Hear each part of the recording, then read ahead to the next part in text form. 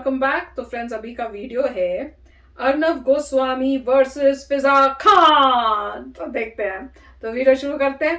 पर वीडियो शुरू करने से पहले अगर आप चैनल पर नए हो और आपने अभी तक सब्सक्राइब नहीं किया तो जल्दी से पहले सब्सक्राइब के बटन और बेल आइकन को क्लिक कर लो ताकि आपको हमारे सारे वीडियोस के नोटिफिकेशन मिल जाए जैसे हम अपलोड करें। अगर आपको वीडियो पसंद आता है प्लीज लाइक एंड शेयर। चलिए शुरू करते हैं। दोस्तों, भाई और बहनों, नमस्कार। मैं हूं अर्नव गोस्वामी। अस्सलाम वालेकुम नाज़रीन, मैं हूं डॉक्टर फिजा अकबर खान और मैं हूं पाकिस्तान। आज थोड़ा ज्यादा होने वाला है। प्रोग्राम में इस अरनाब और शुरका ने तमाम पाकिस्तानियों को दहशतगर्द करार दे दिया। अरे 1000 पाकिस्तानी सामने आए तो गौरव आर्या उनको निपट लेगा। शर्म नहीं आती? सारी शर्म तो बेच खाई। बोलो। हाँ, ये पाकिस्तान से भिखारियों का देश। मैं हूं डॉक्टर फिजा अकबर खान और मैं हूं पाकिस्तान। मुझे तो ये समझ में नहीं आता ये डॉक्टर भी है या नहीं है। भारत जो खुद को सेक्युलर स्टेट कहता है, लेकिन इस बड़े से हिंदुस्तान का दिल और दिमाग दोनों बहुत छोटे हैं। मोदी खुद बहुत बड़ा हिटलर है, लेकिन उसने अपने जैसी बीमार ज़हनियत के लोग शायद इसलिए पाले हुए हैं ताकि वो अपने काले करतूतों का किसी तरह से दिफा कर सके। तुम्हारे 90,000 पाकिस्तानियों ने अपने बंदूक अपने जूते के पास रख के माफी मांगी थी भारत से। अरे रुको, ये पाकिस्तानी कह रहे हैं कि भारत बलूचिस्तान में हमले करा रहा है। गौरव आर्या हमले करा रहा है। अरे भाई, हमको हमले कराएंगे मगर इस्लामाबाद में हमले कराएंगे। बलूचिस्तान को तो बलूची भाई आजाद करेंगे। बलूची भाई, अरे बलूची भाइयों के साथ खड़े हैं। बलूची भाइयों के साथ खड़े हैं।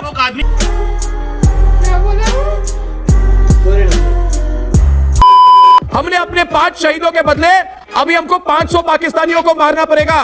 खुलकर बोल रहे हैं, ये पाकिस्तानी सांप है। अपना मकरू और गंदा चेहरा छुपाने के लिए वो इल्जामात का सहारा लेता है। खुद को नेक और दूसरों को शैतान साबित करने वाला नरेंद्र मोदी अपने जराइम छुपाने के लिए हर मुमकिन कोशिश कर रहे हैं, लेकिन मोदी के गुनाहों की लिस्ट इतनी बड़ी है कि छुपाए भी ना छुपाए। बोलने दे, तकलीफ हुआ है बेचारे को। बोल।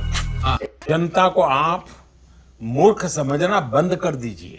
इस प्रकार की बचकाना बातें किसी के गले नहीं उतरती, लोग मजाक उड़ाते हैं।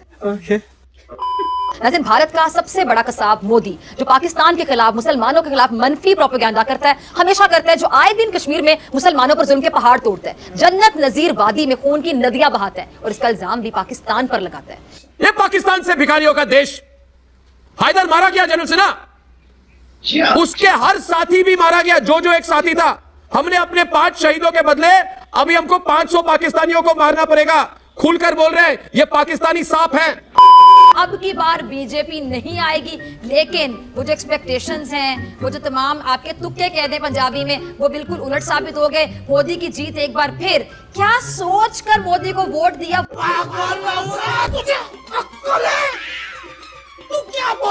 मुझे तो ये औरत लप्पू जन्नों के जैसे लगती है। इसकी बातें भी इलॉजिकल होती है, जिनका कोई बेसिर बेपैर की बातें करती है।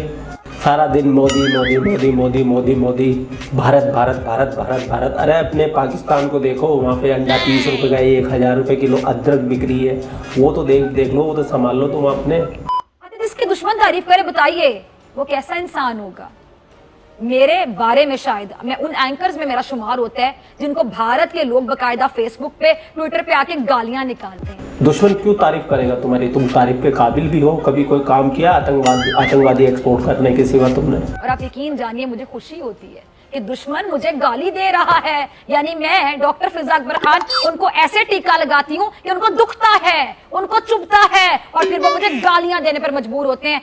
अगर भारतीय मेरी तारीफ करेंगे तो उस दिन मुझे अजियत होगी कि अरे दुश्मन मेरी तारीफ करने पर आ गया, मैंने ऐसी क्या गद्दारी कर दी। सोचिएगा, ये गहरी बात है। हम एज ए पीस जेस्टर हम उसको कल रिहा करने लगे हैं हिंदुस्तान पुलिस से। गजब का देश है। इनके मंत्री इनकी पोल खोलने में लगे हुए। पैर कांप रहे थे, पसीने माथे पे थे। यकीन जानिए, मुझे हैरत हो रही है, बल्कि मुझे तकलीफ हो रही, अजियत हो रही है और इंसाफ पे गुस्सा आ रहा है। किसी भी पाकिस्तानी को गुस्सा आएगा ऐसी बातें सुनने के बाद। मुझे ये हैरत हो रही है कि ये अपने ही मुल्क के रहने वाले हैं या फिर ये कोई भारतीय शहरी है जो कह रहे हैं कि वजीर आज़म इमरान खान ने भारतीय पायलट अभिनंदन को इसलिए छोड़ा क्योंकि इमरान खान भारत से खौफजदा थे। गजब बेइज्जती है। शाह महमूद कुरैशी की टांगे कांप रही थी और वो हमसे दरख्वास्त कर रहे थे कि अभिनंदन को जाने जाने दें, अगर उसको जाने नहीं दिया तो भारत रात 9 बजे हमला कर देगा। तुमसे ना हो पाएगा। अयाज सादिक साहब भी मेरा कहने को दिल नहीं चाह रहा। अयाज सादिक, ये बयान देकर आप क्या साबित करना चाहते हैं? तो फ्रेंड्स, क्लिपिंग्स काफी ढूंढ के लगाई है इन्होंने, जो फिजा खान जिस तरह से बोलती रहती हैं अपनी, जितनी बारी भी टीवी में आती हैं। और ये अच्छा क्वेश्चन पूछा था भैया, ये कहाँ से डॉक्टर फिजा खान, और हमने भी पूछा था और कमेंट सेक्शंस में काफी आया था कि कोई डॉक्टर नहीं है, ऐसी लगा दिया है। फिर हम लोग सोचे थे कि हो सकता है कि फेक डिग्री हो कोई, क्योंकि वो भी हमने एक न्यूज की थी ना कि पायलट्स जो है फेक वो सर्टिफिकेट बन के पायलट बन रहे हैं, तो हमें लगा हो सकता है ये भी फेक हो, पर क्लियर नहीं हुआ था कमेंट सेक्शन से भी कि क्या है। तो ये भी बोले थे कहाँ की डॉक्टर है भाई, ये कौन है?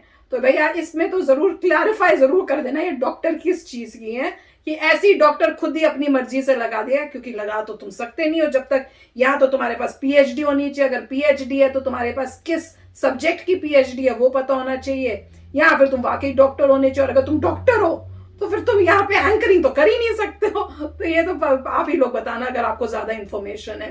पर वही दिखाया इन्होंने कि बस इनको और कुछ है ही नहीं, इन्होंने बस भड़कीला जो है बातें करनी है इंडिया के अगेंस्ट या मोदी जी के अगेंस्ट, और बस उसी तरह से बोल रही हैं।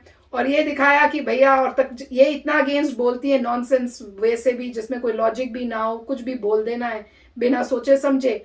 और जब उनको पता चला कि उन्हीं के वहां से किसी मिनिस्टर ने एक्चुअल पोल खोल दी कि भाई एक्चुअली में क्यों उन्होंने छोड़ा और कैसे उनके टांगे कांप रही थी कि अगर अभी नहीं छोड़ा तो इतने बजे तक इंडिया जो है अटैक कर सकता है, तो उससे पहले 9 बजे तक, तो उससे पहले हम इनको रिटर्न कर दें। और मैं पता है एक्चुअली मैं देख रही थी इमरान खान को कि हम as a good will gesture उनको छोड़ रहे हैं, और जैसे वो उसके बाद जो एक्शन था ना बैठने का, वो उससे साफ पता चल रहा था not a leader, not a real leader, पर वो मुझे जेस्चर इतना वो लगा ना जैसे वो करते हैं ना हीरोपंती वाले लोग, वो आता कुछ नहीं। और स्कूल में जैसे कई बच्चे होते हैं कि कुछ आता वाता नहीं पर स्टाइल मारने जरूर आएंगे, अच्छे बाल बूल जेल वेल लगा लिया, और जब टेस्ट का रिजल्ट आता है तो फेल होते हैं। तो वो वाला मुझे ध्यान में आ रहा था। पर उसके बाद उन्हीं के लोगों ने बोला भैया कहाँ पर रहे थे, रियल रीजन तो ये था, तो उनको कितनी तकलीफ हो रही थी वो देख के भी मुझे काफी सरप्राइजिंग लग रहा था। पर अच्छा है, ऐसे लोग होने चाहिए जो सच बताएं, रियलिटी बताएं, क्योंकि यही तो इनकी मीडिया है जो पूरे उनके पब्लिक को बुद्धू बनाती जा रही है और कंट्री को डुबाती जा रही है। राइट, नॉर्मली बेस्ट ये होता है कि कभी भी अपनी आईज बंद नहीं करनी चाहिए, जो भी बोल रहा है उसको सुनना चाहिए। मतलब अगर मान लीजिए आपका ओपोनेंट, ये ओपोनेंट ही है, आपकी निंदा कर रहे हैं तो सुननी जरूर चाहिए, हमने सुनी और सुनकर देखना चाहिए कि वाकई कोई पॉइंट है या नहीं है। कुछ भी नहीं। कुछ लोग ऐसे होते हैं सीधा इसको डिसमिस करते थे। मैं किसी भी चीज को डिसमिस नहीं करता लाइफ में, जिसका भी व्यू पॉइंट है सुनता हूँ और फिर सोचता हूँ कि क्या चल रहा है, कितनी नॉलेज उनके पास है। और वहां पे ऐसा पता लगता है कि एक कुछ ऐसे बना रखा है, ऐसा कोई बबल सा जिसमें वो अपने ही बबल में बैठे हुए हैं, उनको बाहर नजर नहीं आता। जब वो मिस्टर मोदी के बारे में कुछ बोल रही थी, ये कर दिया वो कर दिया, वो सब गलत मत बोल रही थी, तो मेरे ख्याल से पता नहीं उनको ये कहाँ से आता है। पहली बात तो है कि आप सुने ही ना, तो वो गलत बात है। मैं तो सुना, हाँ बोलिए आपको क्या बोलना चाहती हैं। अब वो जो भी बोल रही है वो गलत इन्फॉर्मेशन दे रही है, क्योंकि उसके पीछे कोई प्रूफ नहीं है उनके पास। अगर वो बोलती है कि कश्मीर में कुछ बोला था, ये हो गया वो हो गया, पता नहीं मुसलमानों के साथ पता नहीं क्या हो रहा है, तो आपके पास कोई प्रूफ है इसके बारे में? अगर है तो आप वो क्यों नहीं दिखाते? बल्कि पाकिस्तान में ज्यादा प्रूफ आप है। लोग लेके आइए, प्रूफ दिखाइए, फुटेज दिखाइए, अब एक्चुअल डेटा दिखाइए कि ये देखिए ये हो रहा है। अगर आप वो नहीं दिखा सकते तो आपके बोलने में कुछ भी और किसी और के बोलने में कोई फर्क नहीं है। वो तो और अगर क्रेडिबल न्यूज है तो आपको ये सब नहीं बोलना चाहिए। दूसरी बात यह है, अगर डॉक्टर बोल रही हैं तो अगर तो वाकई किसी यूनिवर्सिटी में पीएचडी की है तो बात है, या मेडिकल डॉक्टर हैं तो बात है, या फिर ऑनरी मिली है, ऑनरी किसी भी यूनिवर्सिटी ने एज अ ऑनर आपको दे दिया है। वो जो ऑनरी डिग्रीज होती हैं उसके लिए कोई अकम्प्लिशमेंट्स तो होनी चाहिए। वो आपने कुछ डोनेट दे दिया, अच्छा। आपने दान कर दिया, आपने उनके बारे में कुछ कर दिया, जो भी, मतलब वो ऑनरी आपको दे रही हैं। अब ऑनरी जब मिलती हैं चीजें तो याद रखना चाहिए कि ऑनरी वाले वापस भी ले सकते हैं। तो कई बार यूएसए में हुआ है कि कोई डॉक्टर था, उसने कुछ कर दिया तो बोला अरे ये तो उसने बड़ा गंदा आदमी निकला, वापस ले रहे जी, वापस ले रहे डिग्रियां। मगर अगर आपने वाकई ही पढ़ाई करके मार्क्स लिए और दिखाते हो, आपको कौन वापस देगा? और ये मेरे मार्क्स थे उस वक्त, तुमने दी थी मार्क्स के बेसिस पे दी, अपने ऑनर के बेसिस पे तो नहीं दी। तो ये सब ऐसे, यहाँ पर भी यूएस में भी कई लोग हैं जो अपने को डॉक्टर ये वो बोलते, नाम नहीं बोलूंगा, मगर वो लिखते हैं कि हाँ मेरी कोई मेरे को ऑनररी दी है, मतलब अपफ्रंट होते हैं कि मेरा नाम ये है और मुझे ऑनररी मिली है। और कई जैसे हमारे इंडिया में भी कई हैं जिनके हम वीडियोस करते हैं, वो भी बोलते हैं कि ऑनररी मिली हुई है।